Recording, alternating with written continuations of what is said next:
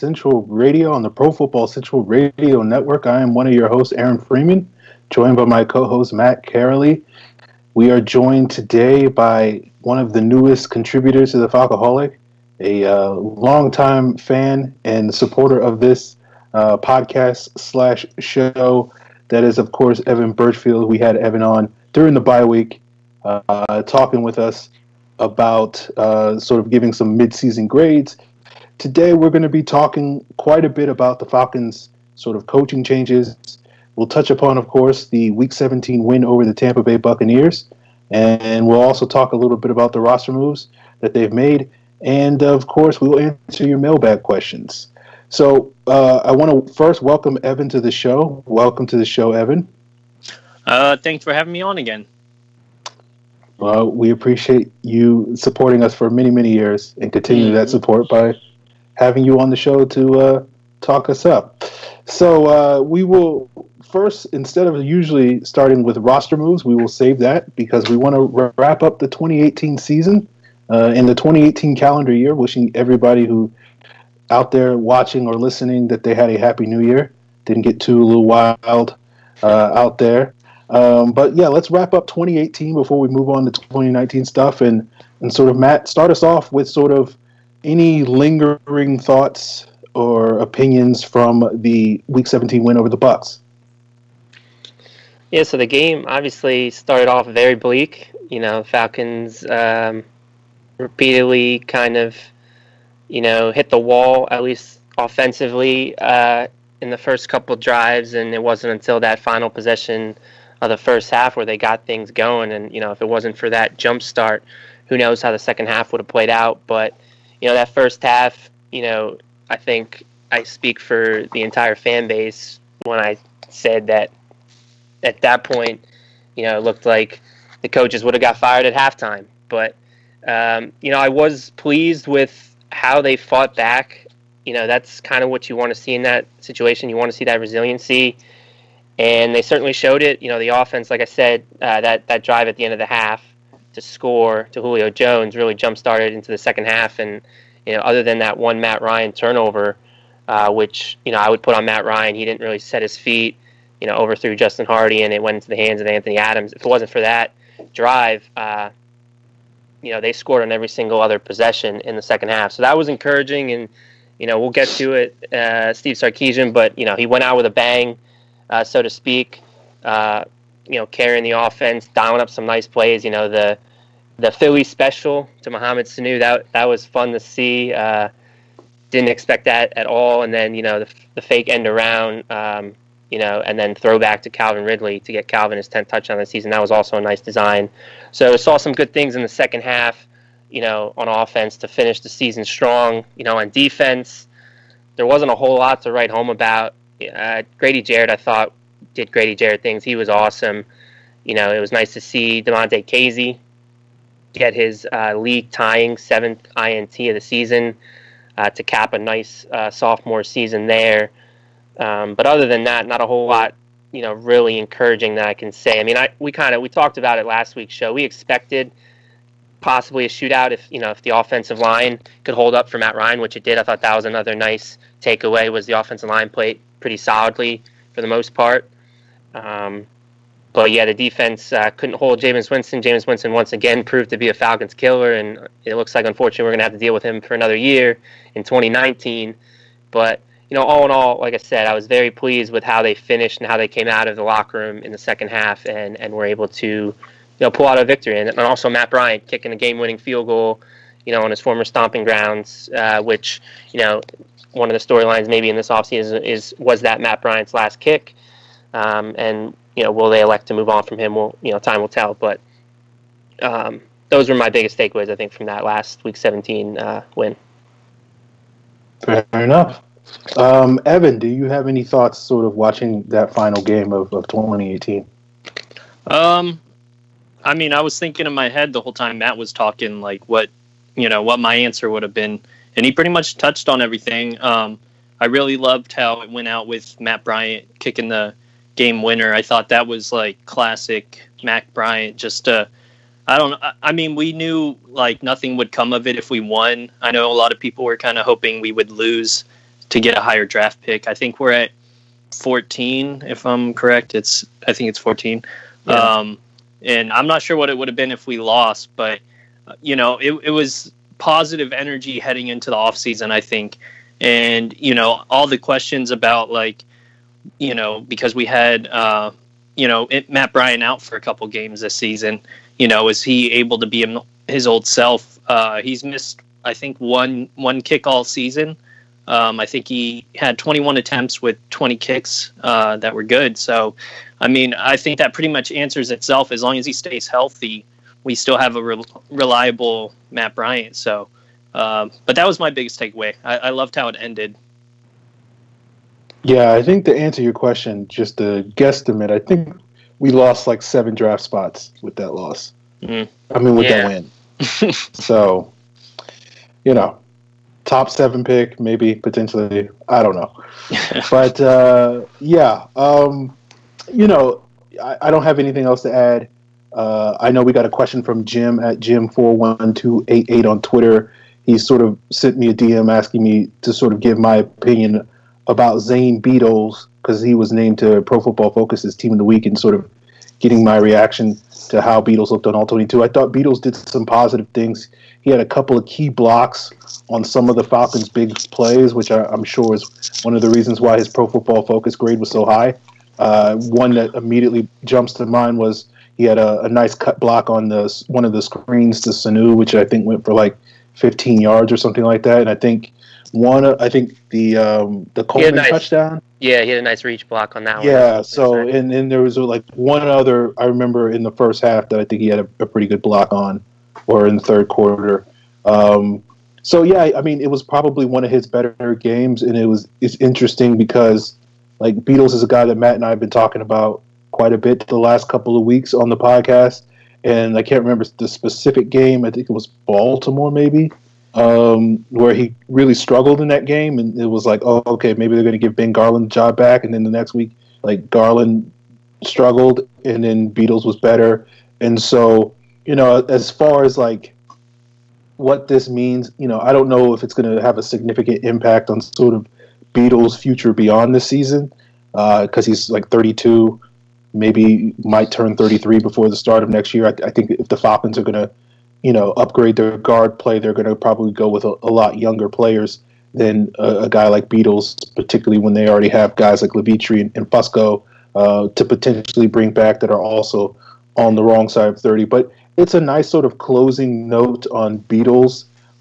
Should it be the final games that he plays in his career after a pretty up and down career where he's had moments where he's been pretty good and moments where he's not? And maybe it'll be an opportunity so that he can put on his resume if he wants to play one more season in the league, that he'll be able to use to sort of get another gig, at least to make one more run with another team. I don't expect it to be the Falcons, but it was a pretty solid performance from Zane Beadles. And so it's nice to see, both him and Ty Sambrailo, who played some guard and struggled at guard, but moved back to right tackle in the second half and was much better there. Two guys that have been very critical of, and we're not expecting much from them when they were signed by the Falcons and inserted into the starting lineup, and they played pretty solidly over the last month for the most part, or at least their positives stand out in a lot of ways. So a solid performance from Zane Beadles. Yeah, I think one other thing to add about Beadles was this was the first game where they didn't do any of that rotation with him at right guard there. They did the one play the week prior with Carolina, and Garland comes in and he got beat, and that's what caused the strip sack. But this was the first time where, he didn't have to worry about that at all. And, Schweitzer's injury probably did have something to do with that. But I think, continuity is important along the offensive line, and knowing that you're going to be in there every snap, and, especially with the zone blocking scheme, those guys got to work in unison together.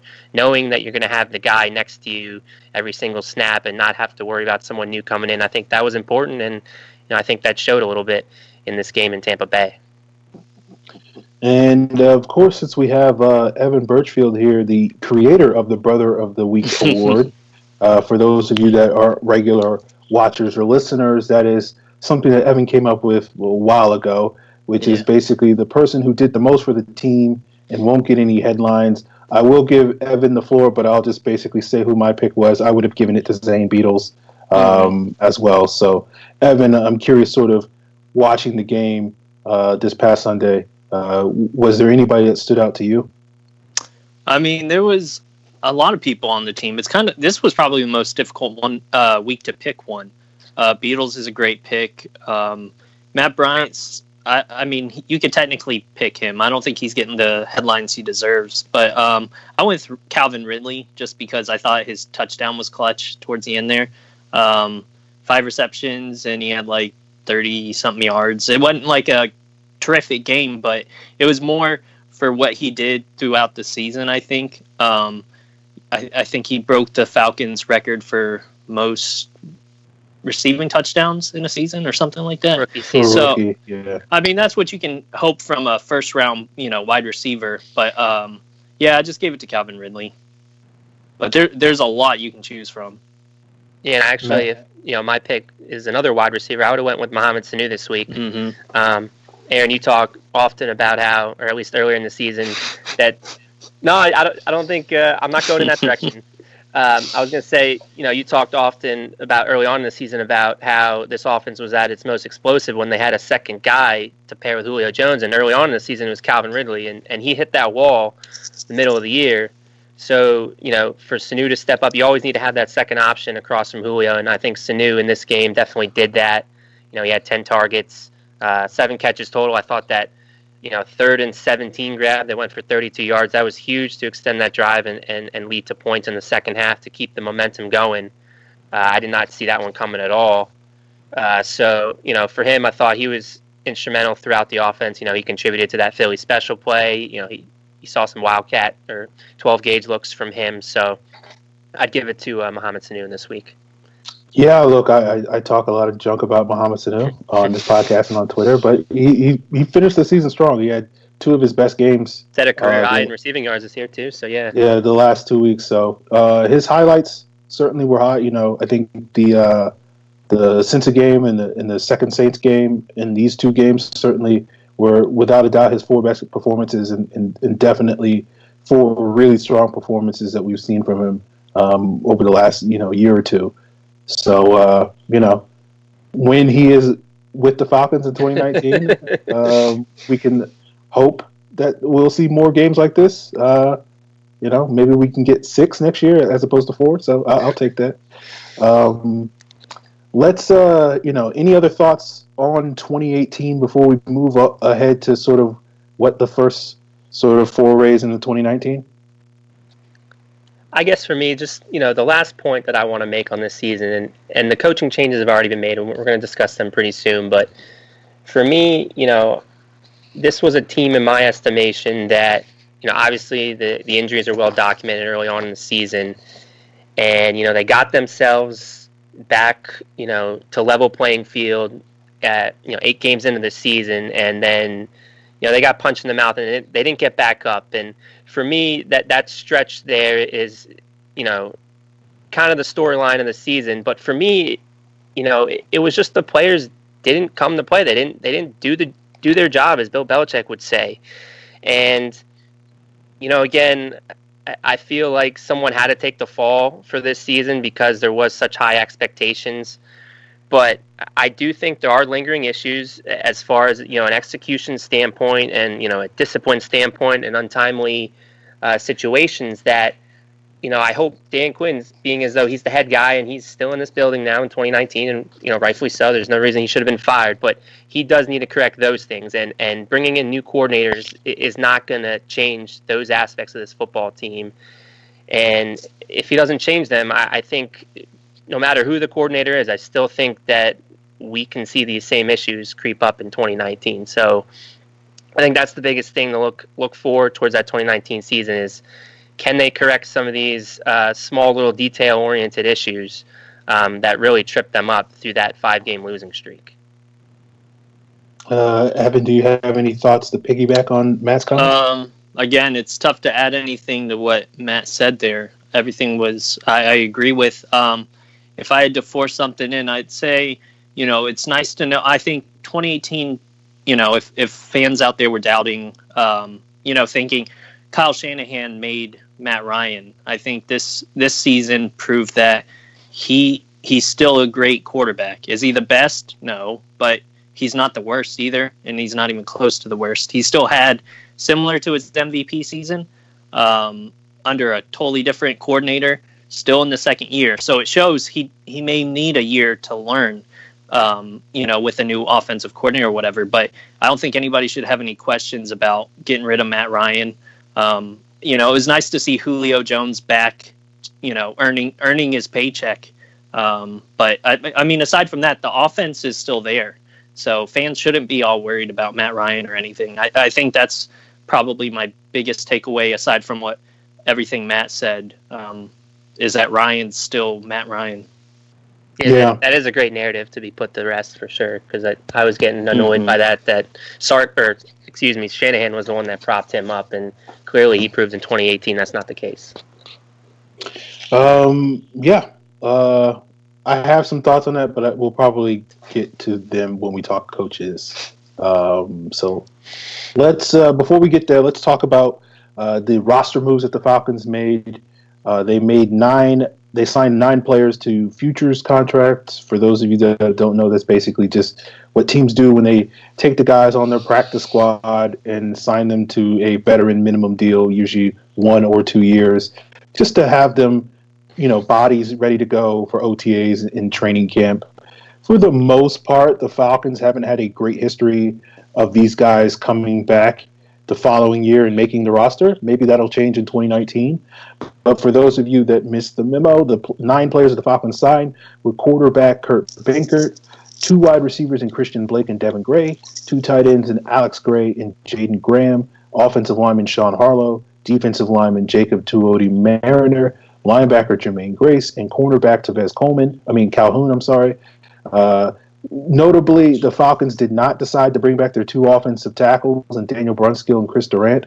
We mentioned, I think, when Durant got signed, that because he was the last guy to be signed, there was probably a low probability that he would stick around beyond the end of the season. But having Brunskill, who was on the practice squad through the entire season, as well as last season, for them to basically punt on him, at least for the time being, for a third possible season with the team is notable, to say the least. But looking at that list of 9 guys, are there anybody, and we'll start with you, Matt, that sort of stands out to you as guys that probably have a better than average shot at potentially being in the mix for a roster spot next season?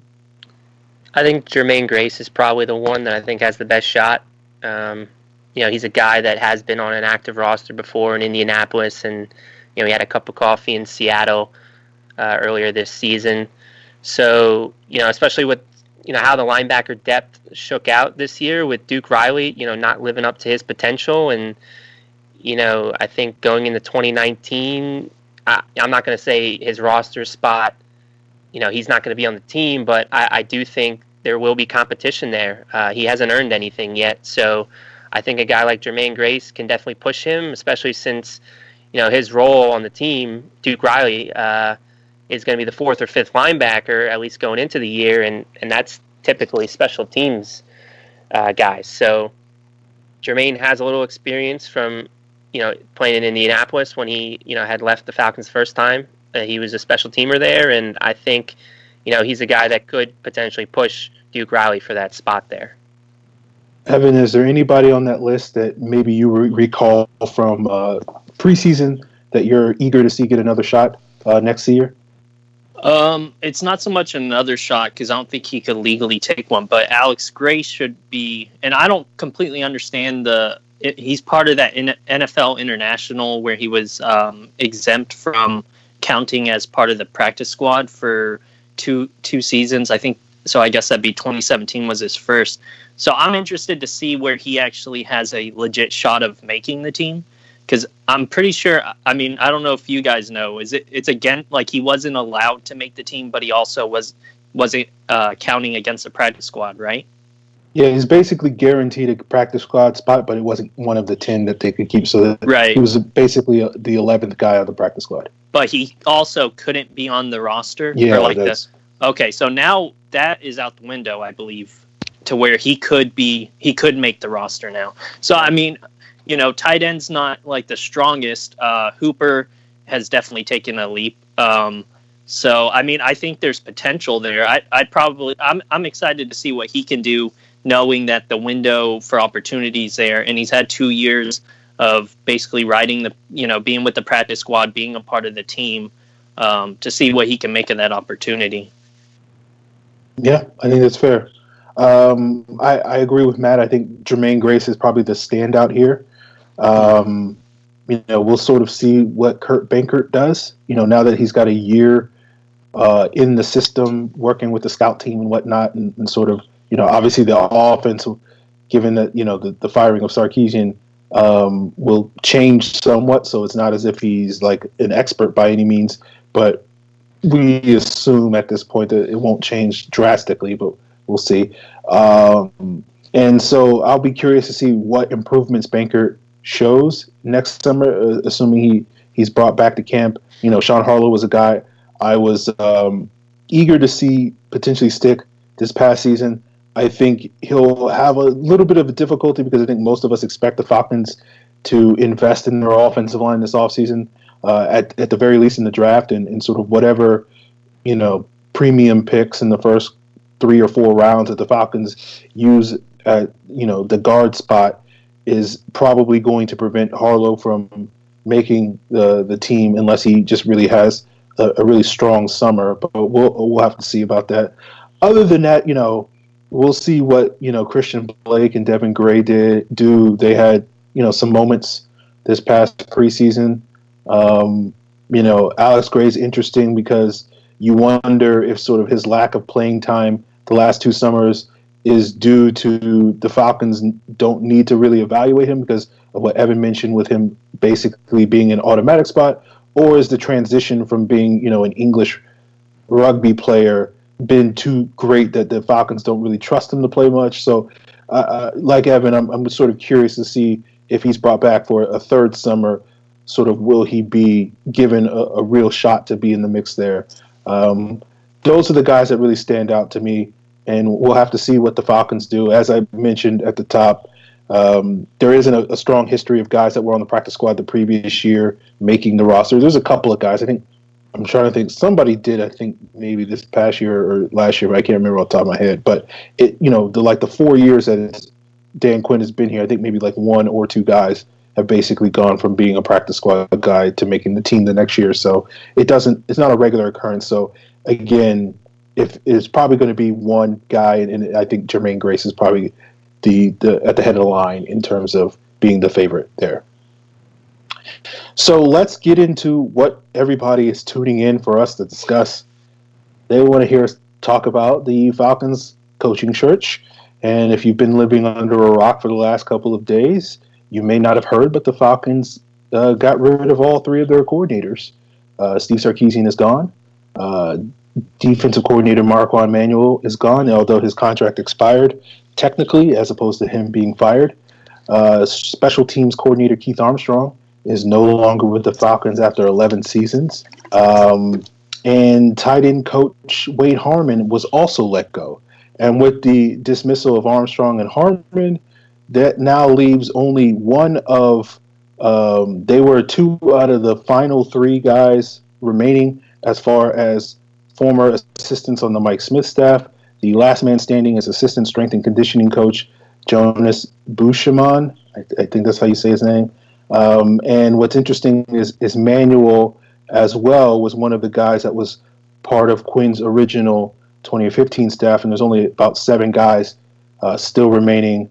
The names that you probably would recognize are Raheem Morris, Chris Morgan, and Jeff Albrecht, and a couple of other guys that are lower on the staff. But those are just some fun coaching facts for the nerds out there that follow the stuff like we do.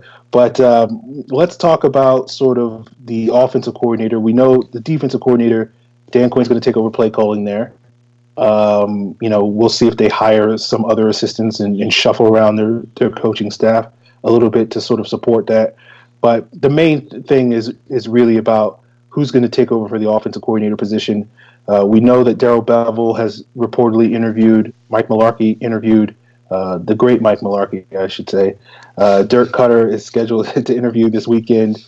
And, a lot of people have sort of been connecting the dots to Gary Kubiak, but there's been reports out of Denver that the Broncos expect Kubiak to stick around in some capacity in 2019.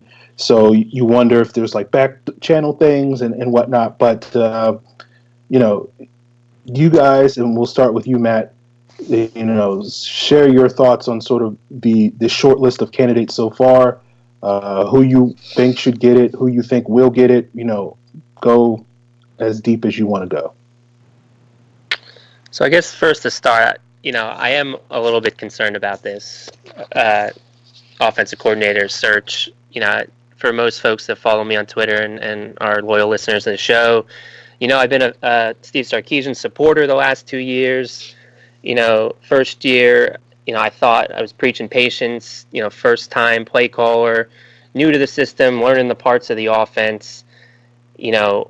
Let's not pull a quick trigger here. And lo and behold, he improved in year 2. And that's why, again, it was a little shocking to me, especially how they finished the season 2, that Dan Quinn decided to clean house, because I do feel, that they were scapegoated. At least, Steve Sarkisian was scapegoated based on how, this team ranks as far as from an offensive standpoint. I've gone through the list of metrics and, ways that he's improved, from red zone conversion percentage going from 49% to 63%, top 7 in yards per drive, points per drive, drive success rate, which measures how often a down series results in a first down or a touchdown. They've been consistently top 7 the last 2 years. And, people want to say it's the talent, but, this talent, Matt Ryan, Julio Jones, they hadn't had this level of success. They didn't reach these levels until this offensive scheme was implemented. And again, the scheme isn't going to change. Dan Quinn said in the press conference as much today that there's not going to be any wholesale changes, so you don't have to worry about that. But why break up chemistry when you are continuing, an upward trend for the sake of marginal improvement? And, that leads me to talking about Darrell Bevell, who right now, if I had to take a guess and put money on it, I think that's who's going to wind up being the offensive coordinator. And for me, I think Darrell Bevell presents, a modest improvement, very little difference from Steve Sarkisian. And my biggest question, my biggest worry with Darrell Bevell is, are we going to get that modest improvement in year 1 of him? Because, we saw, year 1 of Matt Ryan with Steve Sarkisian. Anytime you're working with a new play caller, I don't care that Darrell Bevell was around, the building for a couple weeks in the summer, because so was Steve Sarkisian, but that didn't change the fact that they went through some growing pains. So I too think that there's going to be that with Darrell Bevell, and that's why I think, if you are going to get behind the Dirk Cutter train, and, I'm not fond of that move either, but the familiarity with Matt, that's not going to be an issue. The growing pains, the issue with Dirk Cutter becomes that offense peaked in 2012, and that level that they reached isn't anywhere close to where this offensive scheme reached. And, I'm also concerned about, the change in philosophy. Is Dirk Cutter going to be flexible? For me, it seems like you're going to try to fit a square peg into a round hole if you're going to bring Dirk Cutter on board trying to run the same offense that they've run the last 4 years. So for me, the top 2 candidates right now, apparently in the media, are those 2, and that's kind of why I'm kind of sour on them. Again, if you follow me on Twitter, I'm a huge Gary Kubiak supporter. I think the biggest reason that Gary Kubiak, firing Steve Sarkisian makes sense is if you had in your back pocket the idea that you can convince Gary Kubiak to leave Denver for Atlanta. Because for me, if you want to try to rekindle the magic of 2016 that Kyle Shanahan had, Gary Kubiak is the one and only fit for that. I mean, they run the same system. They came from, obviously, the Mike Shanahan coaching tree. And another thing that I think Gary Kubiak makes the most sense for is, I think you got to try to start looking for stability here. Matt Ryan now is going to be going on his 5th offensive coordinator. If you're bringing on Gary Kubiak, Gary has said as much that, he doesn't want to return to the head coaching ranks really anymore. If he's going to come back to the sidelines, it's purely going to be from an offensive coordinator standpoint. So with that in mind, if you convince him to come here, chances are you have him probably for the next several years, and you don't have to worry about him moving on to greener pastures, and then you have to cycle through another offensive coordinator again. So for me, those are the top two reasons. There's a couple other reasons. Gary Kubiak makes a lot of sense. His work with Greg Knapp, Greg's been his quarterback coach for several stops along the way. He's worked with Matt Schaub, took Matt Schaub to a couple Pro Bowls. So having those three there, I think that's huge. And that's why, again, right now the reports are saying that he's not going to leave Denver, but I do think there's relationships in Atlanta that are big enough to sway him to potentially, take a chance on this opportunity. Because again, there's not many better openings for offensive coordinator roles than Atlanta with Matt Ryan, Julio Jones, all those guys. And, he can also call up Kyle Shanahan, I think, and being that he has a relationship with him and be like, Kyle, is this a good fit for me? And I think Kyle would give him, the full endorsement that this could work and this could be something special, and maybe, just maybe, that they can rekindle some of that 2016 magic. So that's why, I'm so high on Gary. Hopefully, they were non-committal today at the press conference about it. So I wouldn't rule it out yet. I think they're going to take their time with this, and this is going to be, I know we want it to be a quick process so that we can find out, but I think they are going to do their due diligence and hopefully bring in the right guy. Okay. Evan, any thoughts on the Falcons' search for a new offensive coordinator? Yeah, again, I agree with what Matt said there. Kubiak's my favorite, personal favorite, not who I actually think is going to get it. I think I feel like Bevel, just based on Dan Quinn's past history it seems like he always hires people he's really familiar with or has worked with. So if I had to bet my money, I'd say it's on Bevel. Cutter, I'm not excited about at all. He I know the Buccaneers had a decent, pretty good passing game between rotating in yards between Fitzpatrick and Jameis Winston, but it's not like Jameis Winston he was able to get him anywhere to take a next step. Bevel's got a history with Brett Favre or Russell Wilson or whatever. So, I mean, having Matt Ryan would be nice, I guess. But Kubiak, I love that. I'm thinking if I was him, and, that's tough to do. But if you're Kubiak and you're sitting there in Denver, you've got basically a broken Broncos offense. Or you have a Ferrari in Atlanta with Julio Jones and Matt Ryan. I mean, if you're an excellent offensive coordinator, and that's something, you dream about having, a quarterback of Matt Ryan's caliber, a legendary receiver in Julio Jones, you're going to have Devontae Freeman back, who people, sleep on and forget about because he's been out pretty much the whole season. Where in Denver, he's going to have Case Keenum. Nothing against Case Keenum. Probably nice off the field and everything, but he's basically a backup quarterback who they are paying to start.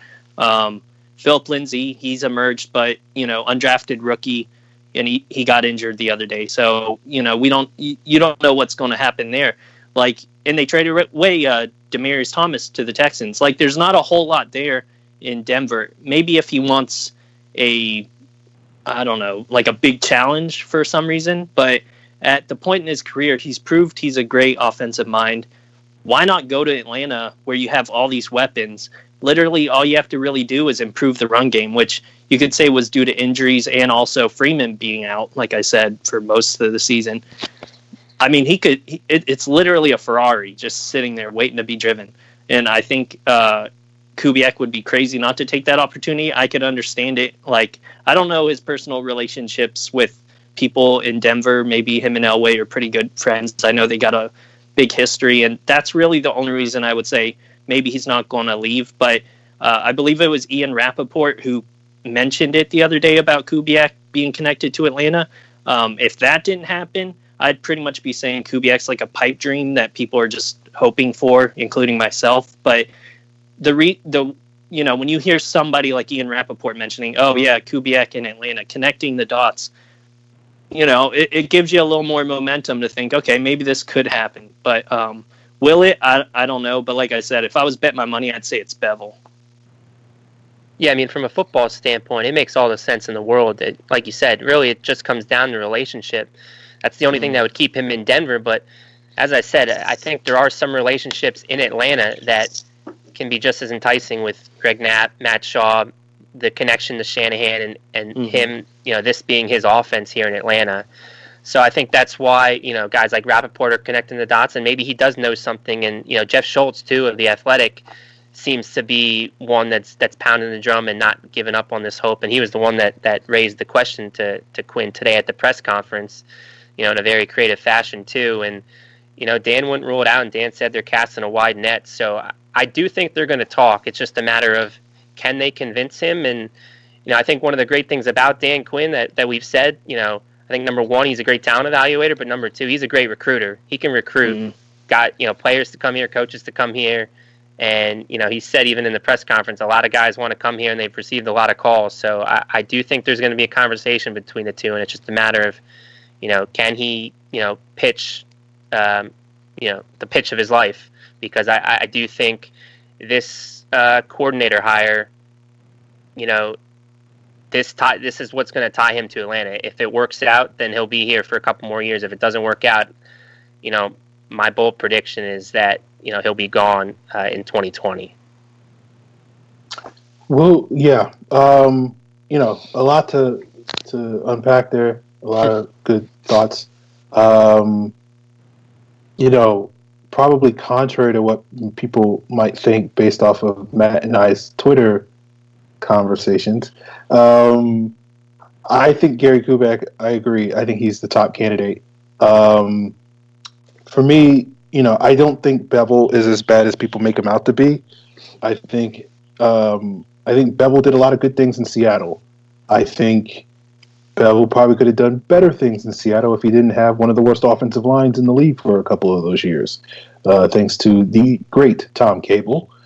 So I'm open to Bevel being here in terms of being an improvement. I think his experience, I think his comfort in the scheme. I think the only real difference between the scheme that he ran in Seattle for many years and what the Falcons have run under Kyle Shanahan is he used a lot more three wide receiver sets. He used a little bit more inside zone because that's sort of what Marshawn Lynch was really good at, than necessarily the outside zone. But I don't see any issue with him adapting that with Devontae Freeman be a little bit more of the outside guy than the inside guy. And, with the three wide receiver sets, given how much money the Falcons have invested in the great Mohamed Sanu, I think it makes sense for that sort of to move forward to be the core of the Falcons offense as opposed to, the Shanahan style of offense, which utilizes a lot of fullback and tight end position, which the Falcons still utilize to a similar degree that they did under Shanahan, but certainly have not invested in that position like they probably could or should. Going to Kubiak, just to play devil's advocate, so don't hate me here. I think the relationship thing is key because, Kubiak began his career in Denver as a backup to John Elway in the early 80s, was the backup there for basically a decade, was a long-time assistant there. So him and Elway are basically best buds because they spent a decade in the same room and on the practice field together. Kubiak has spent most of his life living in Denver, other than the couple of years he was in Houston. His son is currently on the Broncos coaching staff. I read a report from the Denver Post earlier today that with the Broncos interviewing Rams quarterbacks coach Zach Taylor for their head coaching job, and Taylor and Clint Kubiak served on that Texas A&M coaching staff, and sort of the Denver Post was making a link up, sort of like one of the things that Denver could have to entice Kubiak to stay is to basically be a part of the coaching staff with his son and Zach Taylor as sort of some like power trio to help run that offense for whoever is the quarterback for Denver moving forward. I think with Kubiak coming here, I think the one thing that Matt said that I would probably disagree with is I don't necessarily feel like Kubiak, if he does come to Atlanta, is a long-term fit, just because, at age 57 with the health issues he's had, it seems like he's sort of had one foot out the door ready to retire, and sort of maybe, again, speculation here, but part of the reason what attracts him to stay in Denver is to sort of help steward his son's coaching career and sort of get that on track so that, whether it's 3 years from now or 5 years from now or whatever, that his son might be a head coach sometime in the NFL. So I don't necessarily, I agree with you guys both in terms of saying, like, when you just look at it on what you have to work with and what would be, a more successful job, it's a no-brainer to pick Atlanta over Denver. But I think they're, obviously, if Kubiak's goal, I don't think Kubiak is necessarily driven by where do I want to be so that I can spearhead an offense that's putting up 500 plus points in a season. I don't think. I mean, that's couldn't really... you say too, though, that part of the package could be, bringing his son along to serve in some offensive assistant role? Because that's also why I thought, firing Wade Harmon, was on the cards, because, Brian Periani was a tight end coach of his that followed him at every single stop he's been on, and maybe that was part of the contingency. But right now, maybe that's not necessarily the case. But I easily think that if that's kind of what, why he's getting back into the coaching ranks, I think Dan Quinn would acquiesce if that's what it took. I mean, so perhaps, yeah. Look, I don't think that's a huge stumbling block. Yeah, I mean, but like at the same time, does Clint Kubiak want to be? What role would he be? The quarterback? I mean, I guess he would be the same. He's assistant coach, quarterback coach in Denver, so he'd probably be something similar. I don't know if he necessarily would push Greg Knapp out the door, but again, I would imagine if Zach Taylor was the head coach of Denver, he's going to be the quarterback coach in Denver. He would probably be the offensive coordinator in Denver, I would assume.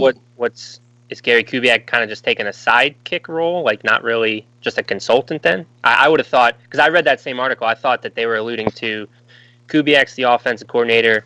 They're promoting Clint, his son, from assistant quarterback coach to quarterback coach, and then obviously Zach Taylor's the head coach. But who knows? I mean, a lot of speculating going on right now. So yeah, I don't know.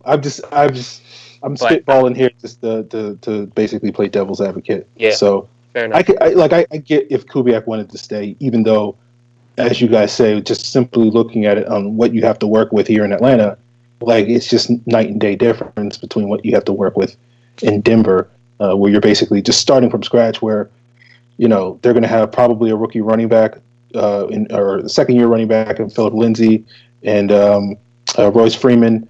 And then 2 second-year starting wide receivers with Hamilton and Cortland Sutton, and then you basically probably keep Emmanuel Sanders for like 1 season and then trade him next year. And so like they're basically starting over on offense. So certainly with the Falcons, they're ready to go right now. So all that being said, I get why Kubiak would stay. I think right now the money is probably on Bevel getting the job. I understand why Dan Quinn might feel that way, just because I think there is some mounting pressure on him to win. And so far, he's gone with 2 coordinators that he has very little experience with Kyle Shanahan and Steve Sarkisian. And if he's going to be pushed in a situation where it's a win now, he wants to be, we see that sort of with what he's doing on defense, where he's taking responsibility for that play calling. And he wants to go with, sort of, I guess you could say, the devil, with Darrell Bevel, if you want to put it in those terms, from having worked with him in Seattle a couple of years. But, I'll be interested to see if the Falcons sort of are maneuvering behind the scenes. Dan Quinn mentioned that they are sort of looking at potentially some guys that currently in the postseason. Zach Taylor is one of those guys that makes a lot of sense as the quarterback's coach for the Rams and sort of being versed in that McVay-Shanahan offense. Another guy in that Rams coaching staff, Jed Fish, worked with Quinn back in 2010, back when he and Pete Carroll, when Pete Carroll first got there, for some reason I blanked on the coach. You saw Jeremy Bates on that coaching staff as the offensive coordinator. I would be doubtful that Bates would be a candidate there, but he's sort of maybe like the plan F, I guess, plan D, or whatever. You got Bill Lazor, who was with Quinn on the Jim Moore staff in Seattle, who presumably is available now that the Bengals cleared house and did decent things with Cincinnati. We saw them put up quite a bit of points on the Falcons defense this past year, which maybe isn't saying much, that early in the season. But, he did a pretty decent job with Andy Dalton the last 2 years there in Cincinnati. John DeFilippo is a guy from that sort of Andy Reid coaching tree that, isn't necessarily from the Shanahan version of the West Coast offense, but, people had a high opinion of him going into the season. Obviously, it didn't work out in Minnesota, but he's another candidate. And, Evan, you mentioned sort of, what Dirk Cutter did in Tampa Bay, but people forget that Dirk Cutter wasn't calling the plays this year in Tampa Bay. Like, their offensive explosion came via Todd Monken, who was an assistant, undercutter in their shared days with Mike Smith in Jacksonville, and then went to college for a couple of years and was successful as a head coach, I think, in college, and then, jumped to the pros to be an offensive coordinator, presumably to sort of jumpstart his potential NFL head coaching career. That Buccaneers offense was one of, arguably a top 5 offense for most of the season under Monken. So, he's currently interviewing for head coaching jobs, but certainly if I was Dan Quinn, I would at least reach out to him. And if I'm interviewing Dirk Cutter, I'm basically just using it as a platform to sort of get some inside scoop into Todd Monken. So I think there are other candidates potentially. I thought it was interesting with Steve Weish over at NFL Network sort of tweeting out yesterday that, the interviews are what you hear about, that they report, but there's always sort of back channel communication. And you guys mentioned that maybe with Kubiak. And I wonder if there's maybe some other guys. Potentially Fish, I think, probably is the likeliest candidate if we're talking about somebody currently in the postseason. But yeah, he was rumored back in 2017. When there was rumors that Sarkisian might be out, and so yeah, I agree with you there. I think Fish is probably the most likeliest and the one that they're alluding to, and they say that they're waiting to speak with some playoff coaches. For me, none of the names on that list though really are exciting. I would rather take Bevel over any of those guys, honestly. The one name that I'm curious and hasn't gotten a whole lot of publicity because I think he's in the market to potentially be a head coach again elsewhere is Adam Gase. I think he would be my backup candidate, honestly, if Gary Kubiak doesn't actually happen. I think his Miami tenure was kind of marred by, instability at the quarterback position with Tannehill being out for so many games. And, looking back on how those quarterbacks, finished under Gase the last couple stops of his, Tannehill's numbers weren't bad when he was playing. It's just a matter of he couldn't get on the field. He actually even led Matt Moore for 3-4 games, into the postseason. So to do that with a journeyman backup quarterback, I thought was pretty impressive. So the more I look into him, the more I'm kind of intrigued. And, I do think he got a little too much credit for, the days when he was in Denver with Peyton Manning in a high-flying offense. But, Matt Ryan's been compared for many years to a poor man's Peyton Manning. So I think this offense that we talked about that is a Ferrari, much like that Denver offense was from 2013 to 2014 when Adam Gase was the offensive coordinator there. I think if he does strike out, in the head coaching circuit, I'd love for Dan Quinn to call him up and maybe get him as his plan B. And if I'm remembering correctly, correct me if I'm wrong, wasn't Quinn and Gase kind of a rumored connection at one point, or no? I think that sounds familiar. Like a pairing that Dan Quinn had maybe originally. I think when he was interviewing in 2015, because Adam Gase was on the market, and that's when he went to Chicago. I think there was a rumor that Dan Quinn and Adam Gase wanted to get together, but it never worked out, and he ended up maybe going with Kyle Shanahan, which that worked out in the end. But I do think there might be something there, and this could be, Dan Quinn's second opportunity at a Kyle Shanahan type coach. So that would be my plan B if the Gary Kubiak, rumors prove untrue. Evan, do you have anything else you want to add? No, I like Gase. I think that would be a good sleeper pick. I'd probably if I just had to pick one from the list that you mentioned, DeFilippo, I think is interesting because people think more of towards the end of the Viking season how it was shaping up. The offense, I don't know what happened. Adam Thielen started disappearing and stuff, but at the beginning of the season, they had one of the best offenses in the league. DeFilippo was even talked about as eventually being a head coach somewhere, and that, quickly went away once he got fired. Apparently, Mike Zimmer wanted to run the ball a lot more, get more of a run game going, I guess, and DeFilippo wanted to pass more, which is kind of hard to argue with when you have Adam Thielen and Stephon Diggs on your team. But I think he would be interesting just more like as potential because of his experience, being with the Eagles when they made the Super Bowl and then going to the Vikings. And they had a good, like I said, they had a good offense there for a little bit, but I guess he wasn't running the ball enough for Mike Zimmer, and Mike Zimmer's kind of more old school to where he wanted the, more of a run game. Falcons currently seem to have that kind of problem where there's really not much of a run game anyway. So I don't know. That'd be like a sleeper pick, but are we all in agreement that Mike Mularkey shouldn't be the pick? Yes, 1,000%. Yes. Yeah, definitely. I'm anti-Cutter. We've been there, done that.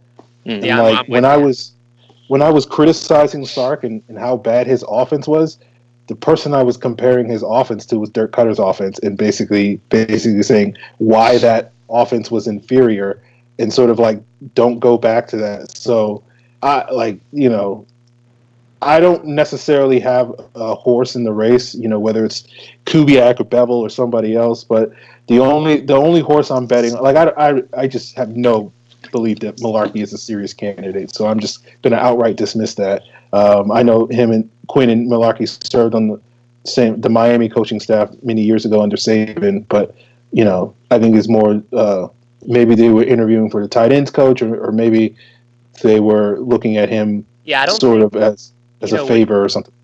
When you said earlier that Mularkey and Bevel were the two reported candidates, I think Mularkey was interviewing for maybe that tight end coaching job, because that's what the original tweet said, was position coach or offense coordinator.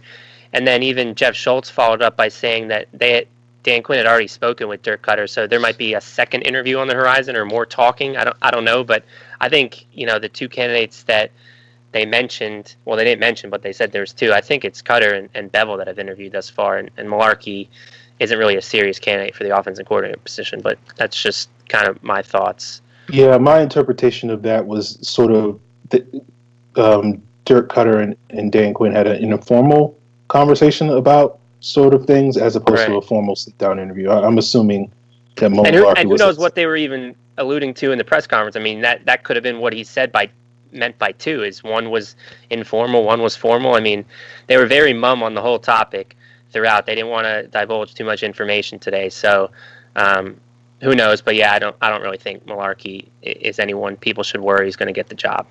Let me ask you guys something real quick.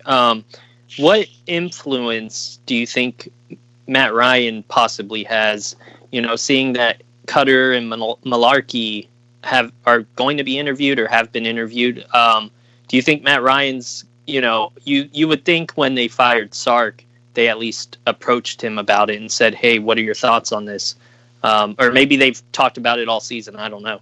But do you think the fact that Cutter and Mularkey, who both have had experience with Matt Ryan, and we don't know what their friendships or whatever are, do you think Matt Ryan was like, hey, I miss having like Cutter, who I'm familiar with, or Mularkey, who I'm familiar with? How much opinion do you think he has in this, or who will be the next offense coordinator? Because I don't think Matt Ryan has any connection to Bevel at all. But yeah, it's tough to say. I've been getting mixed signals on that. I mean, Dan Quinn was asked that specifically today, and he said, familiarity in the offense as far as who they eventually choose isn't important. What's important, he said, was scheme fit and whether he's a fit for the culture.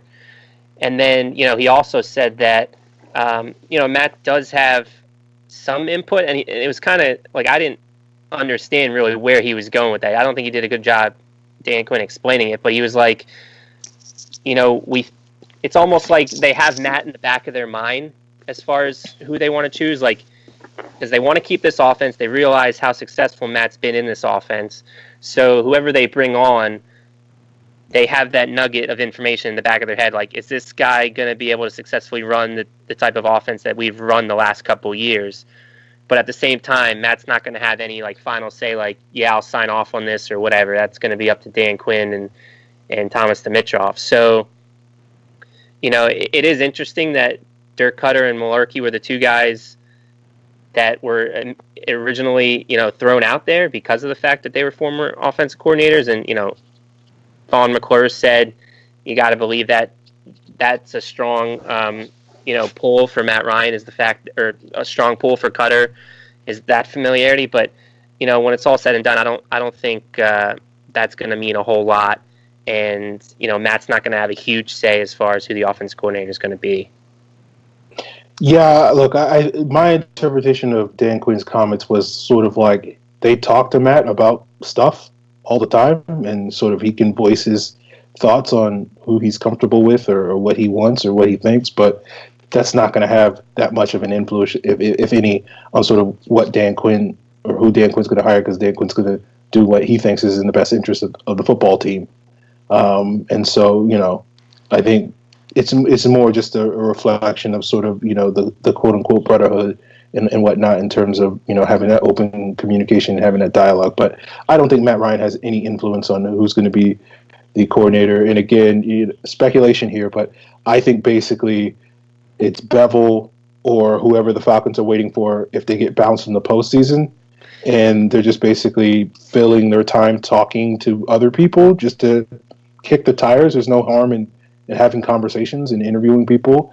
And, even if there's two guys that you're sort of focused in on, it's nothing wrong with interviewing, 5 guys that can only, help the process along. So I think, probably a lot of it was just sort of, having coached against Dirk Cutter offenses for the last 4 years and sort of seeing probably some elements of that offense that Dan Quinn liked and sort of they had problems defending over the last couple of seasons. And that problem is, 2 words, Jameis Winston, basically, and Mike Evans. So, like, I'm sure there's some, brain picking and sort of seeing how Dirk Cutter might fit here in Atlanta and sort of what things he learned. But, it's just such a different offense from what the Falcons do. They don't really run that much zone. It's more of a power run game. They did utilize a ton of play action in the vertical passing, but that's not necessarily something that is unique to that particular offense. And it's a big proponent of the 4 verticals and all that sort of stuff. So it's a different offense, and so I would be utterly shocked if Dirk Cutter was a really strong contender for that gig. But crazier things have happened when it comes to the Falcons. But to answer your question, Evan, I don't see Matt Ryan having much of any influence. But I'm sure if he wants to text Dan Quinn and share his thoughts on whatever he wants to share, then Dan Quinn's open to listening. My biggest source of frustration too with this coaching search, and again, I've said I agree with you. I think Bevel is the likely candidate here. But if that's the case, and he was in your building and around, Flowery Branch over the summer, why wasn't he just hired then? Because, the excuse that you're hoping that Sark would show some level of improvement, and that's why you're holding off on making that move. But then he does show some level of improvement as far as, his biggest, red mark in 2017 was the red zone offense. He improved that. He maintained similar level of efficiency with the offense. So why now? Why? I mean, that's what makes me think that he's doing stuff out of desperation and panic at this point, and he's really putting more pressure than I think he needs to on this 2019 season, and it's now become a make or break season. Because again, if you thought Sark wasn't the answer, because I don't think this is just a quick, this just happened. All right, Sark's not the answer type of deal. This has been a growing thing. You don't just make a decision like this right away, unless maybe you do, like I said, out of desperation. But why wasn't Bevel the guy then? Because he was available. It's not like he was coaching somewhere else this year. But where would he, would you have just made up a position for him? You already had No, I'm saying you move on from Sark then. You make their, because there was talk of that already. Are they going to fire Sark? What? Why not? I get what you're saying, because personally, I feel more kind of confused now to where I'm I tweeted the other day, I was like, can we rehire Sark? Like, given the options, it's like, I would have felt better this summer if they fired Sark and been like, okay, because everybody wanted it. I get what you're saying, because compared to now, I'm not especially optimistic. If you have this guy around the building. Like, yeah, I get what you're saying, because it's like, when I saw Sark was fired, I wasn't really excited, because he wasn't horrible. Like, I see what he was given, based on, I was giving him the benefit of the doubt. Matt Ryan did have another great season. Julio had another terrific season. So it's hard to be like, oh, our running game was terrible. We had so many injuries on offense. I was more worried about the defense than anything, but the offense didn't basically crap the bed, if you want to say it. So I felt more like, okay, well, I get what you're saying, where it's like, why didn't you bring him in this past offseason, get rid of Sark then, and the fan base would have been jumping up and down, cheering, because they wanted him gone anyways. Now it's like, I kind of have mixed feelings about it, where I'm not like, oh, great, because I think Bevel is, I think he's a decent option given what's available, but it's not like I'm thinking, oh, he's going to be far superior to what Sark has, because experience is one thing. Experience with what you have is another. Right. Sark's already got 2 years of Matt Ryan and everybody else under his belt, and he definitely showed that even with the injuries, he got better. Play calling wasn't as big of a blunder as it was. It maybe week one, but towards the end of the season, I think we saw a big improvement. So that's why, I get what you're saying about, why not bring Bevel in now or then. Now, he's probably the better option, but right. It made more sense then than it honestly does now, in my opinion. So that's my biggest frustration, is if, Bevel was your guy and he was available then, and, I don't get it. Well, I'm confused. I don't understand why hiring a new offensive coordinator in July makes sense. I don't get that. What? No, not July. I mean, when was he fired from the Seahawks? In January. Yeah, so he's saying that you obviously had something in the back of your mind to bring him in to Flowery Branch in July, so you have that connection already. Why not be like, all right, Daryl Bevel's fired. He's on the market. Sark was okay, but not spectacular in year one. Well, I mean, look, I think Sark got fired because the team did not perform against quality opponents. I think he showed improvement. I think bringing Sark back would have been justified. I've said as much on this podcast the last couple of weeks. I wouldn't have had a major issue with that, but at the same time, I certainly don't feel like, I think in certain ways Sark got a raw deal, but I think the results sort of matter, and they don't necessarily paint a portrait of a guy in particular that's going to help this team win games in January. And I think that was the downfall of Sark, where against the quality opponents, this team did not perform up to par. They got better at it from 2017 to 2018, but not to a point where they were capable at that. And I think, again, you say like Dan Quinn's putting extra pressure on him. I don't think he is. I think sort of the writing is been on the wall. Like say what you will about Arthur Blank, but I think he's a very demanding owner and has shown historically that mediocrity is not going to be tolerated.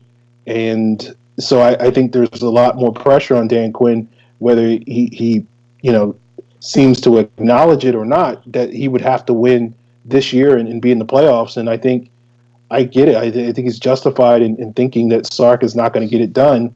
And the patience, that he would need to show in Sark is not necessarily in his own best interest. And you're arguing 2019 though. Now I'm saying, again, you saw what he was in 2017. If he showed improvements, it just seems like it's sending a huge mixed signal that you would fire Sark and bring on your guy that was available before the 2018 season. You would bypass bringing him on in 2018, but you're going to bring him on in 2019 after he did show modest improvements, Sark. I just think he made a major slip up already, not bringing him on right away then. If that's where his thinking is, at this particular time? Like, what's changed in 2018 to say, oh, now it's time to bring him on board? And now I feel like you said, there's pressure on him.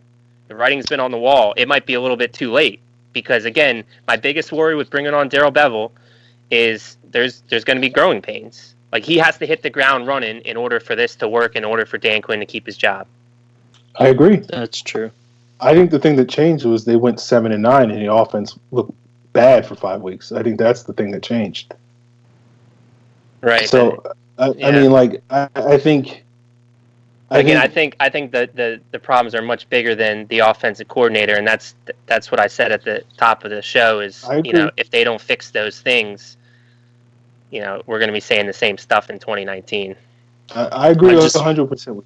I wonder if we'll have another dip.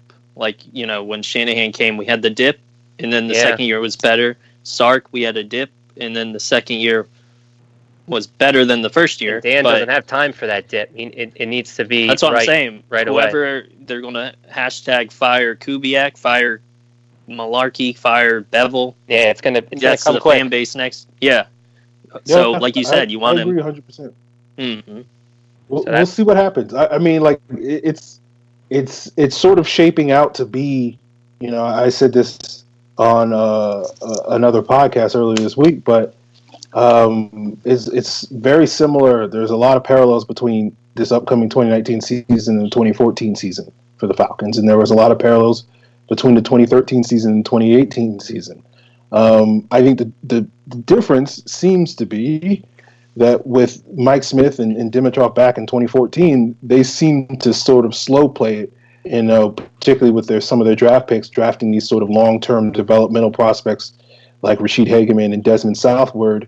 We'll see if Dan Quinn will do the same. It seems like, at least the way the offseason is starting, that they're going to be a little bit more aggressive with sort of being like, we don't have more than 1 year. And not to necessarily say that they're going to, mortgage their future and go all in on this 2019 season, but one would hope that they're not necessarily going to do what the Falcons usually do and just like, oh yeah, we'll build for the long term. We'll build for 3 to 5 years from now, as opposed to we need to get an immediate return on our investment, in 2019, just to make sure that, this coaching staff is around in 2020 and beyond. So we'll see. Yep.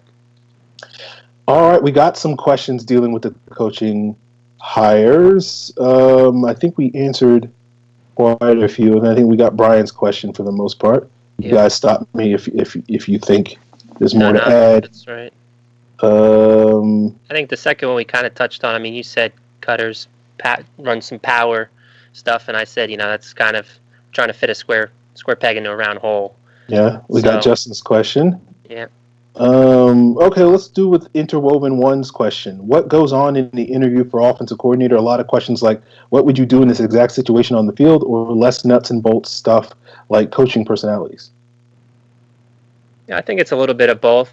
I mentioned earlier, Dan Quinn kind of hit on this a little bit in his press conference today that, the two things he looks for is, is this coordinator going to be a scheme fit? So there are, sure, a lot of technical questions, I'm sure, peppered at the candidate's way.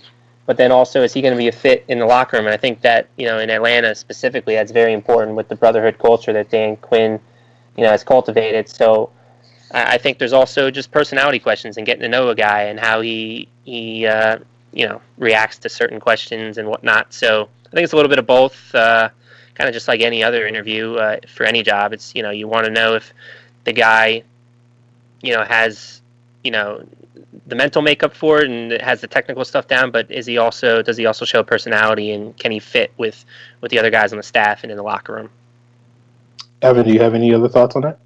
I mean, Matt covered it. I'll say, in this specific circumstance, what we were talking about earlier, Dan Quinn's got to trust whoever it is he hires because his job, depends on it. It's not like he may not get another chance to fire another offensive coordinator and hire a new one. So, whoever it is, he's got to have them backed 100%. Yeah, I agree with that. Let's go to Justin Sandu's question. He has any realistic ideal candidates for special teams coordinator? The only one I threw out there on Twitter, over the holiday was Joe Marciano. And again, I was looking for Kubiak connections some more. Marciano was with Kubiak, from 2002. Well, actually, sorry, from 2006 to 2013. He was the Texans special teams coordinator. He was actually there since Houston's inception from 2002 to 2013. Also was on Tony Dungy's staff.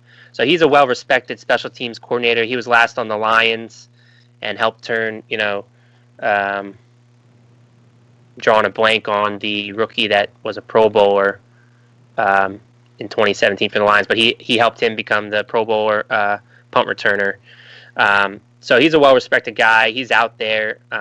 Not sure. I mean, he's older, 64 years old. Not sure if he's still wanting to coach, but he'd be a guy that, again, if Kubiak is someone that is a realistic option, he getting as many guys that he's comfortable with and familiar with in that locker room, I think, will help him.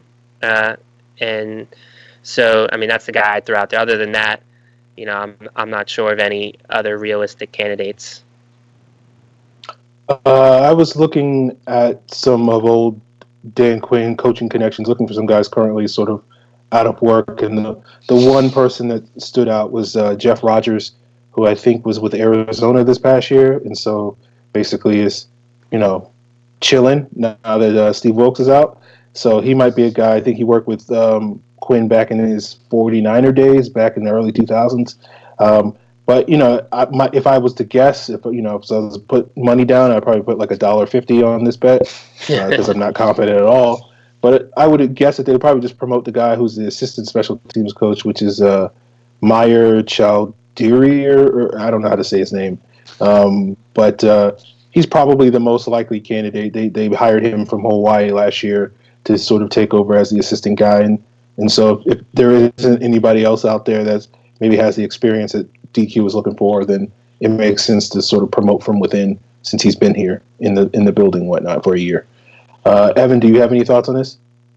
No. I mean, like you were saying, I think it'll be someone within that's already there, just promoted up. But I guess if I had to name one, probably like Mike Pfeiffer. He was with the Vikings, Broncos, and Chiefs, I think. But he's got a lot of experience. I know the Vikings were trying to re-sign him, so it probably won't even be an option. Maybe he already re-signed. I don't know. But aside from that, if I was betting, and also probably would only do $1.50, it would be somebody who's already part of the organization. But I don't know enough about special teams coaches to be like, come out with a real name anyways. So you're not alone, Evan. I don't think a lot of people do. Look, I'm the king of special teams, and I don't know anything. Okay. So it's yeah. I know like 5 guys, and that's about it. But I mean, Joe DeCamillis was another name, but that's because he was a pass coordinator there. Right. I know he's a respected guy, but I think where's he at right now? Is he in Dallas still, or Jacksonville? Jacksonville. Okay. Yeah. I can't. I didn't keep. He's been so bouncing around the league. Yeah. He has. Let's get into the mainstream mailbag. Okay. And the first question comes from Brian at your homeboy Brian. He asks, I disagree with people who say our defense hasn't had success under Dan Quinn. Our defense usually gets hot towards the end of the season. They held the Rams and Eagles to 13 and 15 points in the 2017 playoffs and played very well in the 2016 playoffs. What's your guys' opinion? So, I mean, they have had success, and I think that, the positive thing going forward is I think they had their most success when Dan Quinn was calling the shots towards that, end of 2016 run. I mean, you saw the guys kind of coming together, getting more comfortable with the scheme. And, there's all this talk about being top 10 in points per game and yards per game allowed, and people want to continue to point to that. I just, for me, they still don't have that look of one of those elite defenses like the Seattles that Dan Quinn coordinated, or this year like the Bears or the Ravens. That they're not at that point yet where we can say, the vision that Dan Quinn has, which is to get to there someday. They haven't touched that yet, and I think again, a lot of that, and we've talked ad nauseum about this in previous weeks, is they kind of misjudged some of the personnel along the defensive line. they thought Takk McKinley and Vic Beasley were ready for more expanded roles and can take the reins at defensive end, and that kind of wasn't the case. Takk McKinley had an up and down season. Vic Beasley had another disappointing one, and so I just think for them to get to the level that Dan Quinn expects and his vision, they need to recreate the defensive line. I mean, they need to. That was one of the things that Seattle had, was they can rush with 4 and could feel pretty confident doing so. And right now that wasn't the case, and they had to bring more 5- and 6-man pressures if they wanted to affect the quarterback, which they did. But at the same time, that's not the bread and butter of this defense. So again, I think a lot of it comes down to Dimitroff and Quinn misjudged the personnel, but they do have exciting pieces. When they get to a lead, they do have the ability to kind of lock down passing games like we saw in that 2017 playoff matchup with the Rams. So the potential's there. They just really haven't put it together. They haven't put it together for a full sample size. But again, I think a lot of it comes down to they just don't have all the horses yet to be a successful defense. Evan, do you have any thoughts on this? Yeah, as Matt was saying, having Dan Quinn call the plays again is going to be huge because that's pretty much when they were their best. Also, I think getting back Ricardo Allen and Keanu Neal will be huge. I think adding Bruce Irvin was like one of the more underrated moves this season because he's completely he wasn't the best or anything, but he did what we wanted him to do. And then as Matt was also saying about Takk and Vic, we're going to have to figure out something there. Grady's still good. Just got to re-sign him, which, I think we all, pretty much agree is going to happen. But yeah, I mean, I'm just pretty much more optimistic about the injured players returning and then getting Dan Quinn back to calling the plays. I think that's going to be big. Hopefully, like I said, we re-sign Bruce Irvin because I think he's going to be a free agent technically. But with him pretty much choosing the Falcons in the during the season when he got released over, I think it was like the Patriots and somebody else. He still chose Atlanta because he's from Atlanta and he's familiar with Dan Quinn, so he shouldn't be too expensive. But yeah. Yeah, look, I've been very critical of the defense over the last couple of years. I don't think they've always lived up to the hype that they've been billed as, but there certainly have been moments throughout the years where the defense has played well. And I think Brian is correct in that more often than not, that has been towards the end of the season. I think the last 3 years combined, the Falcons record in the month of December is like 9-5. And I think they're a big reason why they've been so successful in that month is because the defense has typically played better down the stretch, and I think a lot of that owes to them being a little bit more opportunistic. I think if I did my math correctly, just quickly while you guys were talking, trying to run through my head, I think they're like +8 in turnover margin if you combine the last 3 Decembers, which is obviously going to be very beneficial for any team moving forward. Which is going to give you more opportunities to score points and obviously get stops on defense. So, ultimately that's sort of where when this defense has been good, it has been mostly due to the fact that they've been opportunistic. And that hasn't always been the case under Dan Quinn. We know they're not a great pass rush team. They've never really been. They haven't really been great at stopping the run in the Dan Quinn years. Hopefully, those two things will change, in 2019 with some of the hopeful moves that I think a lot of us are hoping for this offseason, particularly on the defensive line, and if the Falcons can revamp that unit. But, ultimately this is going to be a defense that's going to, depend on sort of not giving up big plays and sort of creating turnovers and playing more of that big bend but don't break style, which, we've seen, and that was a big reason I think why people got excited about that 2017 defense, because they were so good in the red zone, which was like the first time ever in the Dan Quinn era. So I think there's reasons to be optimistic about this defense, particularly if they can improve in the front end. I think we know that our back end is pretty solid. There are questions over how will it be as good as it potentially could have been this past season. when everybody was healthy and you had all the pieces. And so, if you get rid of Robert Alford and you have Neal and Allen coming off of injury and Casey's moving positions, maybe you don't have quite as much stability going into 2019 in the secondary as you probably thought you had going into 2018. But we know, this season taught us that, even areas that you thought were strengths can quickly turn into weaknesses just due to, injuries and whatnot and circumstance. So I think the Falcons' best case scenario is bolstering the front end and being as strong as possible up there, because if you can do that, as Matt alluded to, then the rest of the defense works, because all the zone and all the stuff that the Falcons like to play, if you can get reliable pressure by just rushing 4, that's how this defense works, as we saw in Seattle many years ago and continue to see to this day. So hopefully, I think Dan Quinn can help get that back on track with his defensive play calling and maybe tweak some coverages and maybe, be a little bit more strategic with his blitzes. But, we've sort of seen what this defense is going to look like, at least stylistically. It's just going to boil down to whether or not they're going to execute and do the things. And hopefully with improved talent on that side of the ball, we'll see that. Andy at Falcons Andy asked, with Dan Quinn suggesting that Jake Matthews and Alex Mack are the only 2 starters safe on the offensive line, do you think the other 3 spots will be taken by new players, or are there options on the roster already who you think could be capable?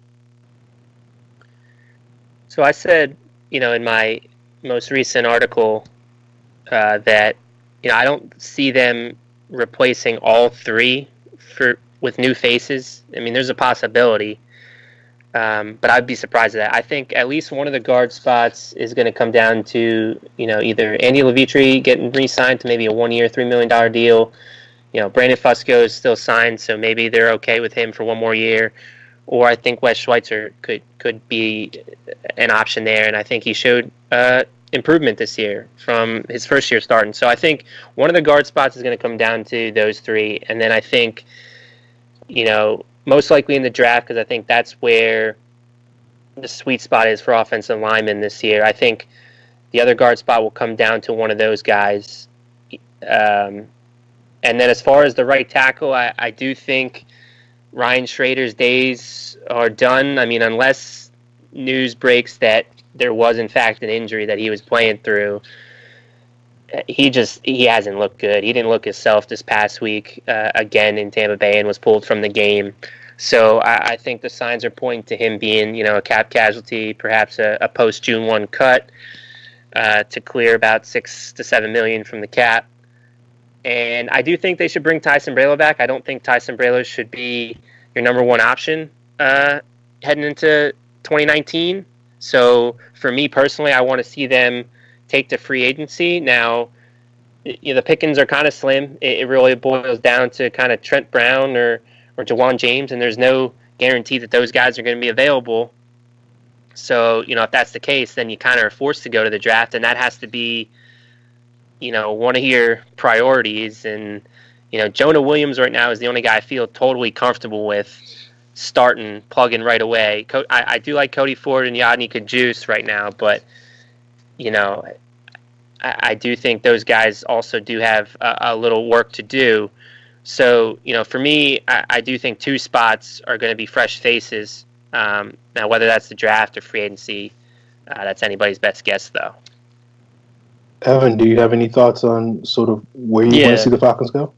Yeah, just a little bit more than what Matt was saying is I think I also agree. I think, it's very difficult to fill 3 spots, in the NFL, because offensive linemen aren't just out there sitting around, and then they got some other positions they want to look at in the draft. So I don't know if they can just double dip, back-to-back picks towards the front end. So I would say Schweitzer is probably, as I think Matt said, Schweitzer is probably who I would say is probably, a good chance to be one of the guards. If Levitri does come back and, he's healthy and everything, obviously I'd be fine with that too.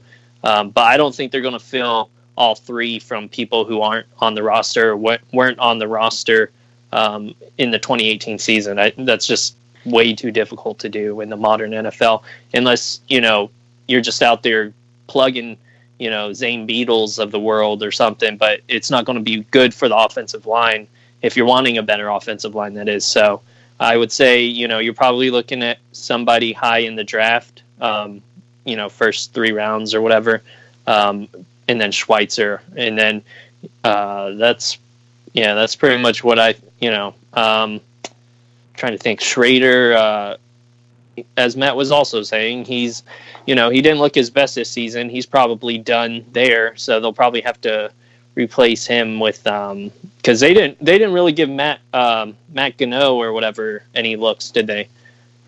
So we don't really even know what he, if he would be a potential, at that position. So yeah, I would say they're probably filling Schweitzer at one of the guard positions, drafting the other guard, and then they might just have to try Schrader again. I don't know. It's tough. Yeah, like I think the odds are not good in the Falcons' favor as far as this total revamp that I think people, took away from sort of those comments in today's press conference. I think you could see 2 new starters next year. I think probably the plan is, my guess as what the plan will probably be is Fusco, Schweitzer, maybe Garland, and they'll probably draft a guard to sort of compete and basically just start the 2 best guys, which could wind up being Schweitzer and Fusco, given their experience. I think that they might have probably a better chance of addressing the guard position in free agency, just because, as we saw last year with Fusco, as we've seen over the years with guys like Chris Chester, and even, the very short-lived Falcon career of Hugh Thornton, you can always sort of get a journeyman guard on the open market, generally speaking, that has at least starting experience for relatively cheap. So that doesn't seem like that's going to be a major problem, but, that's basically what you would consider Fusco to be. You can argue that's probably maybe what Schweitzer's long-term future in the league is going to be. So signing that guy certainly is not going to necessarily maybe move the needle for the Falcons, but maybe they get lucky and find a Andy Levitri 2.0 or something like that. I think at the right tackle position, Matt said it, I think the pickings are pretty slim in free agency. Your best case scenario is to overpay for a middling starter, like I think Trent Brown's solid, but he's not great. Jawan James is fine when he's healthy, but he's rarely healthy. And so you're either going to have to overpay for one of those guys, or you're just going to have to plug and play with a rookie, and you're sort of going to have to live with probably a lot of growing pains, as we saw early with Jake Matthews' career, and as we've seen over the years with a lot of sort of our young starters, including Schweitzer and Lamar Holmes and Peter Kahns. It's just not a position where you can reliably expect guys to come in and hit the ground running early in their careers. So I think, the Falcons are going to just have to make do and hope that with the healthier, running game and with the receivers and better play calling, that they can sort of mask some of those issues in 2019 better than maybe they could in 2018 at times. So, I think the offensive line is going to be a work in progress. I don't think, I think the difference between the offensive line and defensive line, I think you can have reasonable expectations that we could see a night and day difference on the defensive line from 2018 to 2019. I don't think that's even remotely realistic with the offensive line, but, who knows what happens. Andy has a similar question. How active do you expect the team to be in free agency, and are you anticipating any splashes or just depth? I think they can be more active than they were definitely last year. I even think they can be active like they were ahead of that 2016 season, where they landed, Alex Mack and Mohamed Sanu, which I think were 2 big splash plays, short up, sore spots on this team. But I think in order for them to get to that point, they do have to make some necessary cuts. And, that list kind of starts with Ryan Schrader and Robert Alford, 2 guys that, underwhelmed this year and can create, upwards of 13, 14 million. I think Vic Beasley's a name, and he's going to be, much discussed, much talked about. Dan touched on him there's questions about him today in the press conference, and I kind of got the vibe that it wasn't totally committing to him. I mean, they kind of basically had said this several times that they're going to evaluate all players throughout the roster, and that's the kind of stance that they took in answering the questions surrounding Vic Beasley. So, I wouldn't say that he's definitely, going to be getting some sort of extension or anything. And to me, I think it is time to move on. I don't know what more you need to see, and it hurts me to say that because, again, I've said I've been a big fan of Vic Beasley, the person. Just Vic Beasley, the player, just didn't show any growth to say that he's worth, signing to a long-term deal. So clearing his contract from the books, that's another $12 million. So right there, I mean, you can be pretty active and can potentially get one of these DN free agents that I'm hoping that they get, like a Brandon Graham or, my top choice is Olivier Vernon. I think he's going to be on the market. He's all but assured to be cut by the Giants. So I'd love for him to get signed here. And then, I touched on it earlier. I hope that they can get an offensive lineman. I think getting that right tackle or getting a guard. See, the only problem with me on the guard is just I think they've constantly done that where it's almost like applying a Band-Aid. And for me, I don't think signing the right tackle is necessarily the same because I think, again,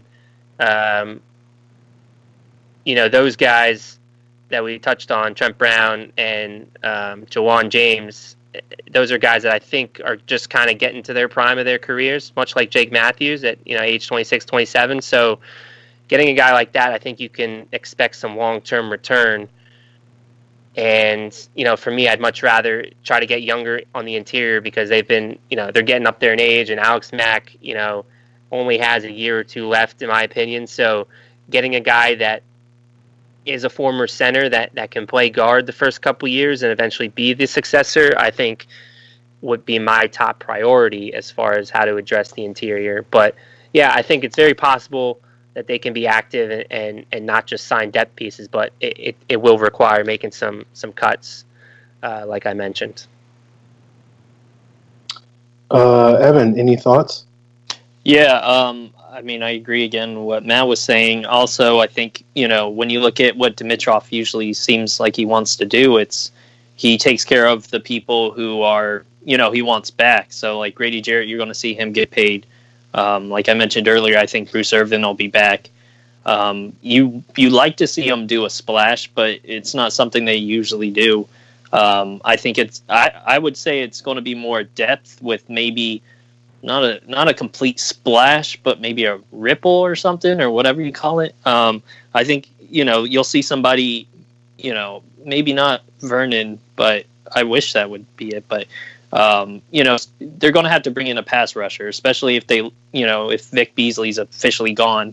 Alford, I think they'll probably, address that in the draft. But yeah, that's what I'd say. I'd say you're going to see them take care of who they've got, and then they'll do some little stuff. I don't think there'll be a splash though. Because much like the offensive line here, the defensive line. Really, the only marquee piece that you can count on long-term is Grady Jarrett. So it's kind of like, the offensive line has 3 holes.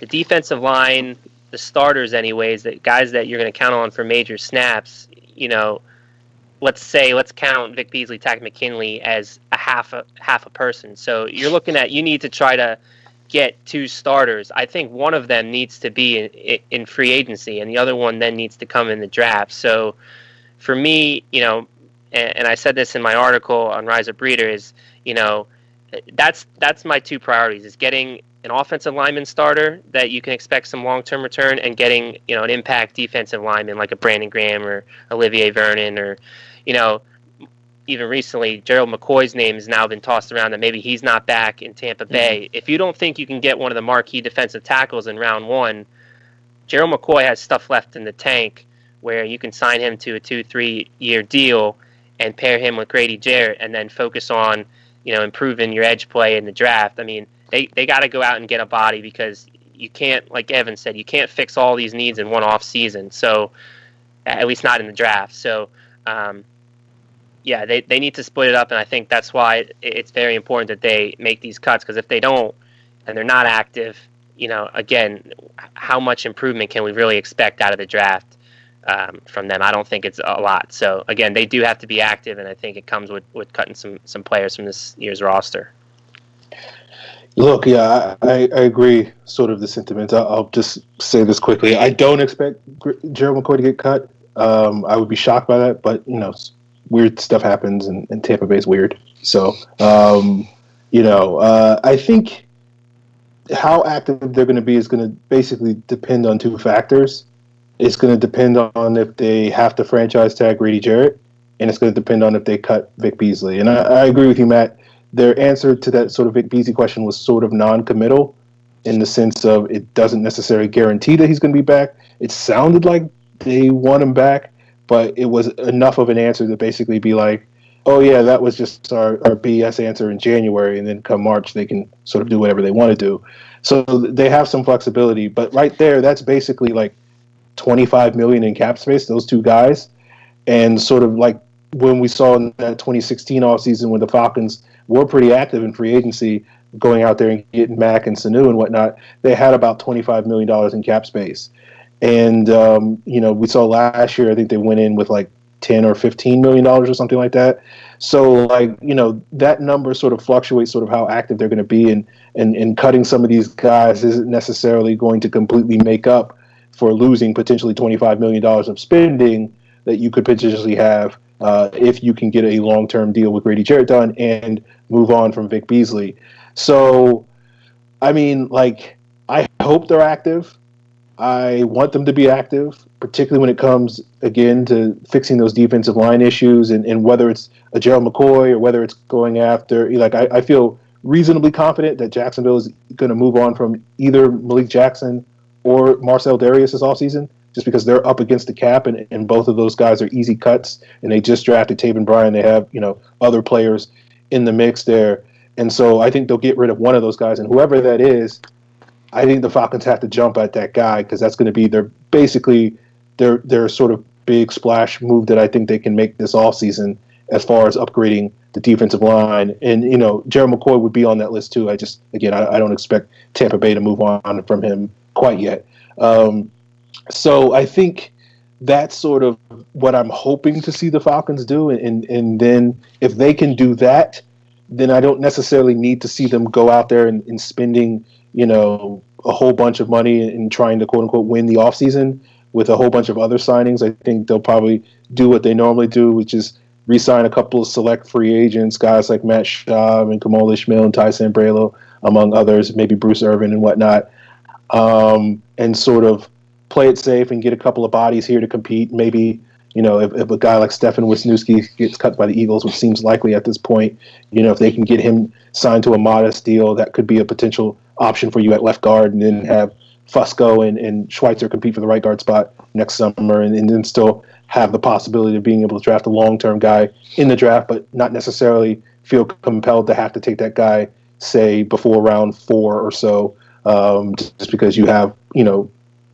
potentially solidified that spot for 2019. So there's a lot of options the Falcons can do, and obviously we're very early in the process, so we're just basically throwing out every single possibility that they could do and hoping that they basically just pick one of them.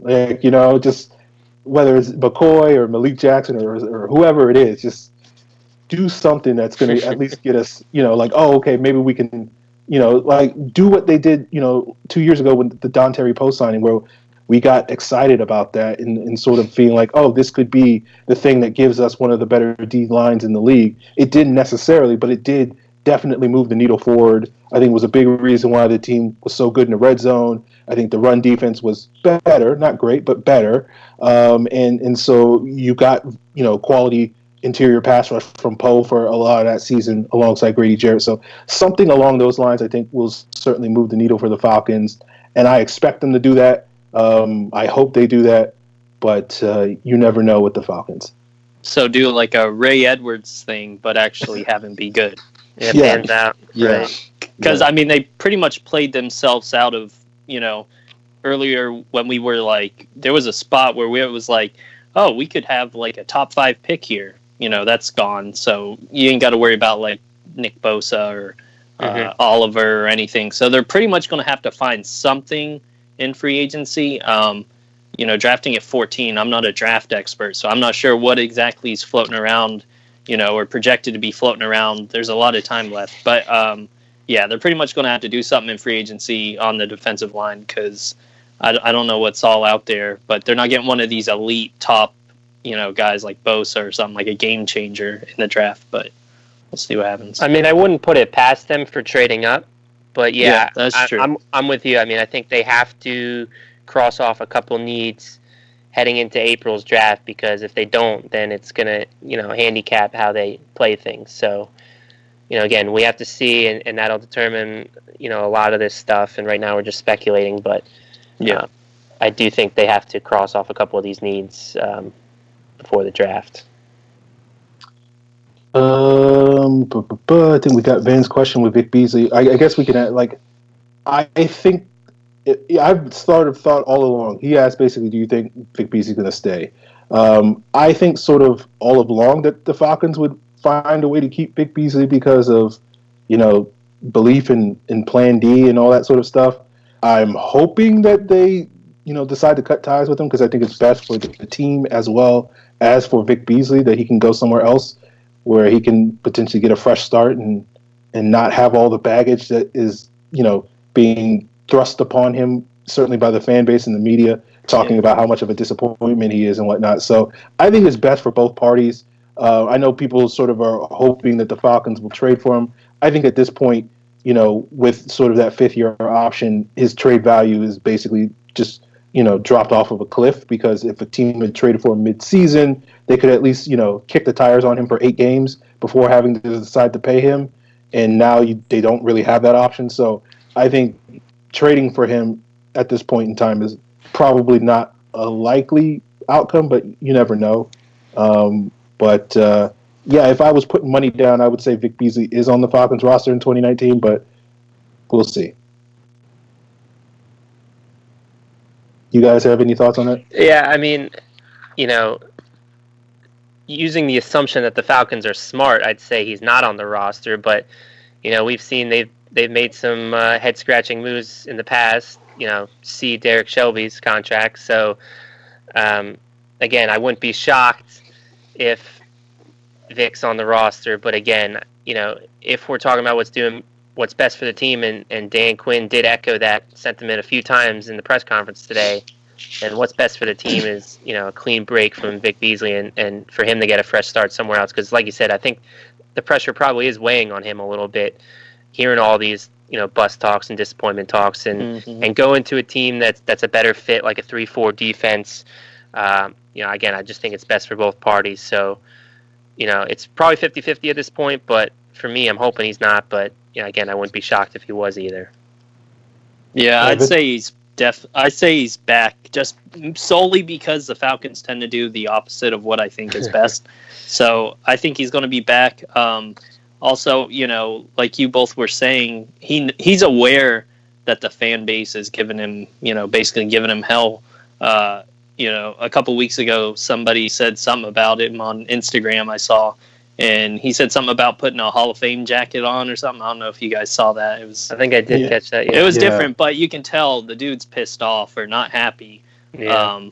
I think Aaron put it best. It's best for both parties. I think if he goes, elsewhere, and then, as Matt was saying, a 3-4 would definitely be something he could probably have his best, portion of his career in. I don't know, but I think he should be gone, but I think he'll be back. All right, our last question comes from Falcons for Life G. Who's bound to get cut? Who are we most likely moving on from? I know, Matt, you named a couple of guys. It seems like the consensus is Alfred Schrader and Brooks Reed. Are there any other names that you guys want to add to that list? I mean, Vic Beasley, we talked about. Yeah. I've written in my article that I think he's a cap cut. I wouldn't be shocked if Brandon Fusco, if they wanted to get just a fresh start there. I don't, I know we've disagreed on this topic, Aaron, but I don't think he's as bad as he's being billed to be. I mean, I think part of it is the expectation levels that people had for him are way too high, I guess, because again, you're not signing this guy to be a world beater or, a Pro Bowl level guard. You just want a guy that provides consistent level play, and I think that's something he did. I don't think there's the highs and lows like you saw with Garland. Like, Garland had some pretty high games, but he also had some duds, and I think with Fusco, you kind of just have a base level consistency there that, someone you can rely on. He's not going to be great. He will get beat at times. But I do think he's a veteran with tons of starting experience and is someone that, again, if they're going to move on from Levitri, I think keeping him makes sense to, battle it out with Schweitzer for one of those spots. So, but again, he's someone that could be, but I put him lower on the totem pole. I think, and another one, another two that I've discussed recently, is Matt Bosher, Matt Bryant. I don't feel great about Matt Bosher being gone. I think that's maybe one of the least likely ones, but again, wouldn't shock me. They can save $2.5 million, no dead cap, and again, you could say what you want. I mean, he has some great highlight reel tackles out there, but as far as his punting abilities, I think it's been pedestrian. It's not nothing that deserves being paid a top salary. But again, teams with punters and specialists, if they're performing to a certain level, whether it's Pro Bowl level or not, they typically tend to keep him on. So I wouldn't be shocked if they let him live out that contract. But then Matt Bryant's the interesting one, because keeping Giorgio Tavecchio on the roster like they did since, I believe, week 11 it was. So for 7 weeks, he's just been a game day inactive. That tells me that they're seriously considering, whether it's Matt Bryant having the conversation with them already, like, hey, this might be my last go of it. Melissa Bryant doesn't seem to think so, based on the Twitter interactions that, I've seen and she's had. So, who knows whether Matt wants to continue to kick, or if the Falcons are just like, hey, we got this guy in Giorgio that, while he might not be as good as you, I think there is something there with him, as he showed in that Giants game. So, to save about $3 million, again, if you're going to be active in free agency, you got to make some tough decisions, and I think that might be one of them. So, again, I don't feel strongly about it. I think it's one of the least likely, but I do think it's on the table. Evan? Yeah, Matt pretty much covered all of them. I think Bryant was the one I would say is probably the one that nobody wants to see happen. I definitely don't want to see that happen. But, it's the NFL. It's a business. Do you know off the top of your head what his cap hit is? For some reason, I'm thinking $4 million, but it's over not 4. It's 4.2. 4.2. But then the dead cap would be like 1.3 if he right. Was, so it's like a $3 million savings. Yeah, basically. Right. So, yeah, I mean, it's not something anyone wants to see happen. I would have, as a fan, it would have been, how the Tampa game ended. If that was it, him calling it quits there, I think that would have been basically a Cinderella ending, if you want to say. Yeah, having Tavecchio on the roster for as long as Matt said, week 11 or whatever, is kind of eye-opening, because you don't know. I mean, obviously Matt was well enough to kick there towards the end. I'm not a doctor, so I don't know what exactly the effect will be. He's obviously getting older. I hope he kicks forever, so hopefully, it doesn't matter. But, in the real world, he's eventually going to have to hang it up. Tavecchio, in the limited time he had with the Falcons on game day, was pretty good and pretty accurate and pretty reliable.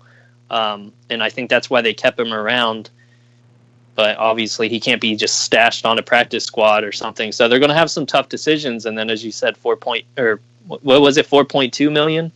Yeah. That's a lot for a kicker. So, it's tough to say. I don't want anybody thinking I want Matt Bryant gone, but he's a dark horse sleeper to be, a cut. Maybe they bring him back or do something. I'm not a cap person, so I don't know how that works. If they sign him to a cheap, they mess with the cap or whatever by cutting him and re-sign him or whatever. But yeah, he's who I'd probably say, aside from everybody Matt was saying. I'll circle back to Matt Bryant. I don't see Bosher getting cut. I know Matt and I have disagreed with this and fought back and forth about this. I just think, for $2.5 million is not that big a deal. It's like it's Calvin Ridley money, and no one would be like Calvin Ridley's too pricey. And I know they play different positions and all that sort of thing. But I think, $2.5 million is reasonably modest for a punter, and especially a punter like Matt Bosher, who could probably play another 7 or 8 years in the league and whatnot. So I think it's more likely that they extend him than they necessarily cut him. As for Matt Bryant, I think, I guess technically he is a potential cap cut, but I think the only way that the Falcons would cut him is if he decides to retire. And I know when it was first announced that the Falcons had signed Tavecchio to a 2-year contract, I certainly was a little baffled by that, because it seemed like Matt Bryant's injury was just a short-term injury, and you were basically carrying a kicker, for extra time that was unnecessary.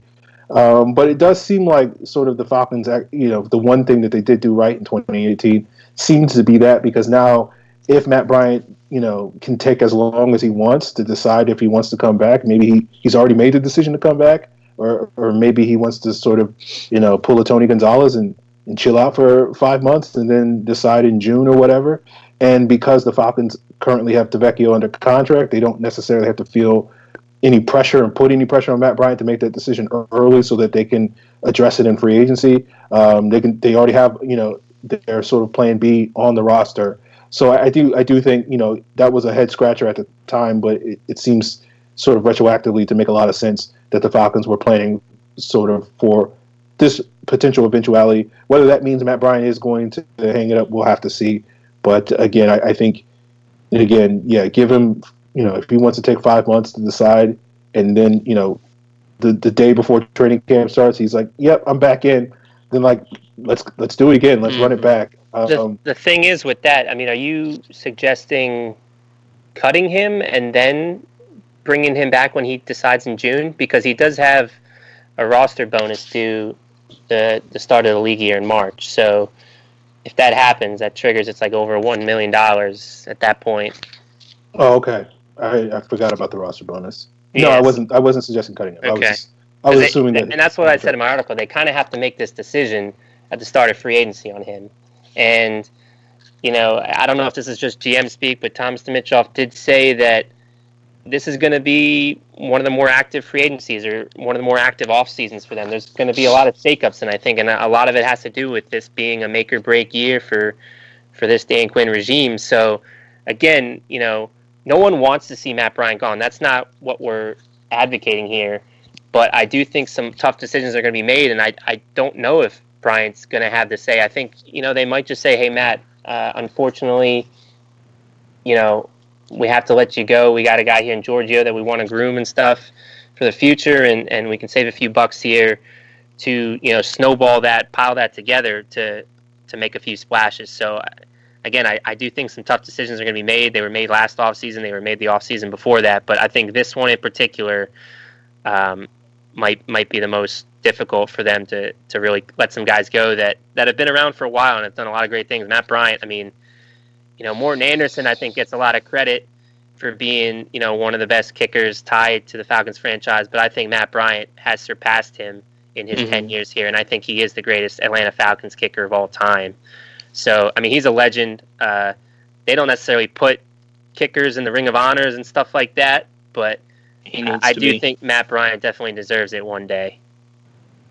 Okay. Mm-hmm. Yeah, no, I think that's a good point. I think with the roster bonus, I think it's pretty, again, if Matt Bryant needs time to decide on his future, I don't think it would be a big issue for them to basically go to him and say, can we defer the roster bonus to June as opposed to doing it in March? And I don't think that would be a big complication. Yeah, that's doable, sure. Yeah, so I think this can work out for both sides and find a happy ground for both.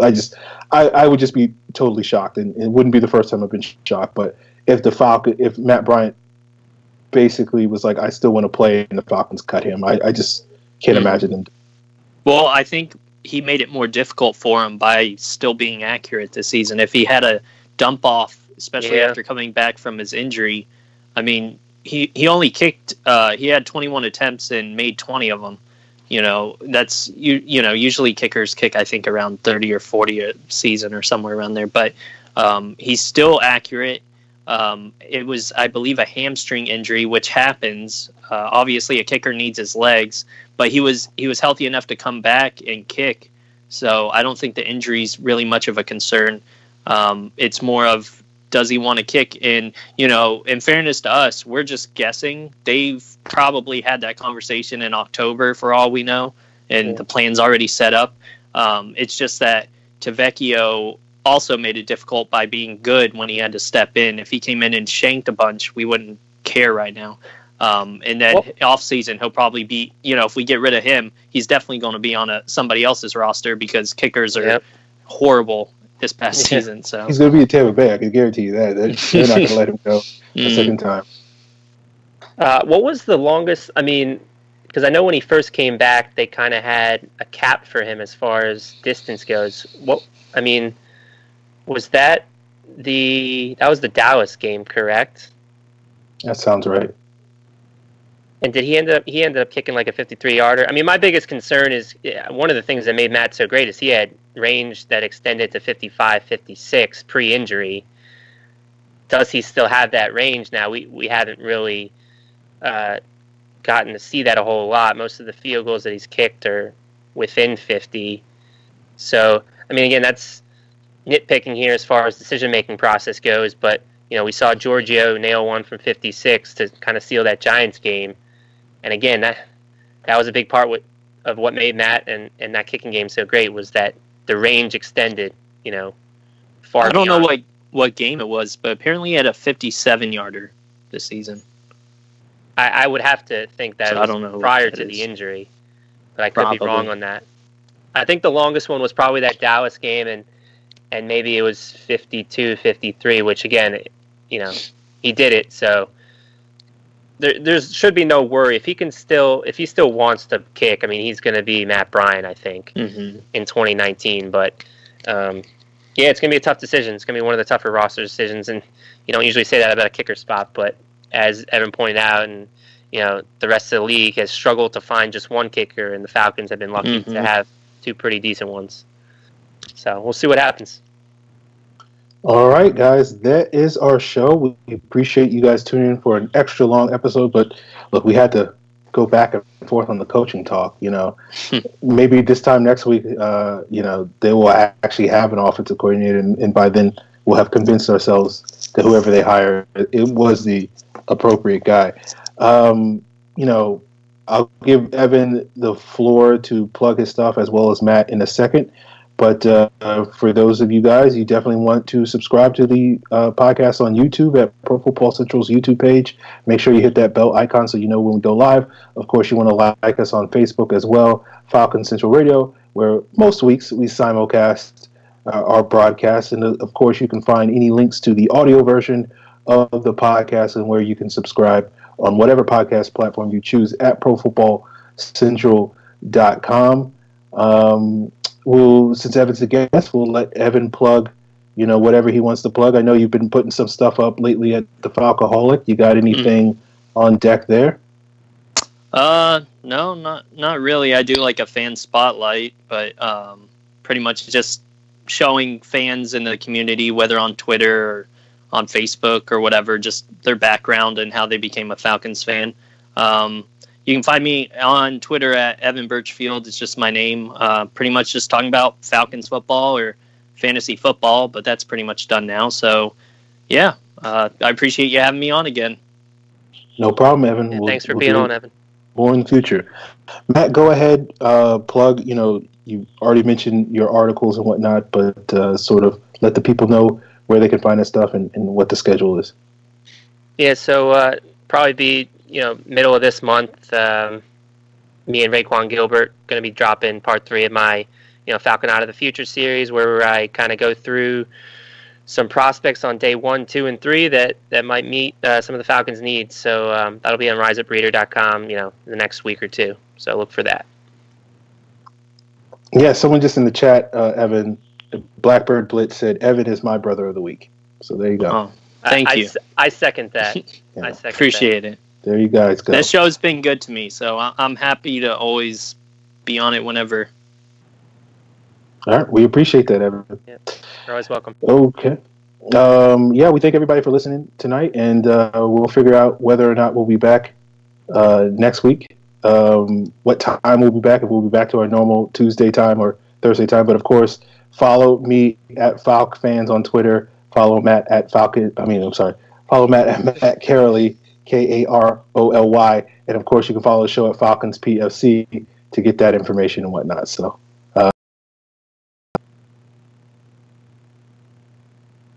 Yeah, my voice, my throat is a little dry. I don't know how you do it.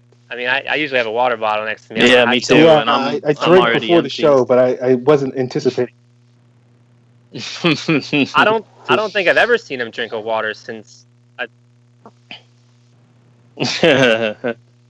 Well, I mean, But it's.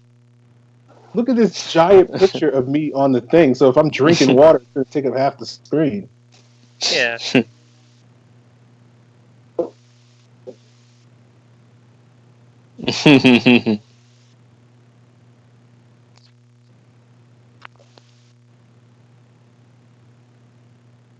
Yeah, man. Need Are we water still to live live. on YouTube? I hope Okay. not.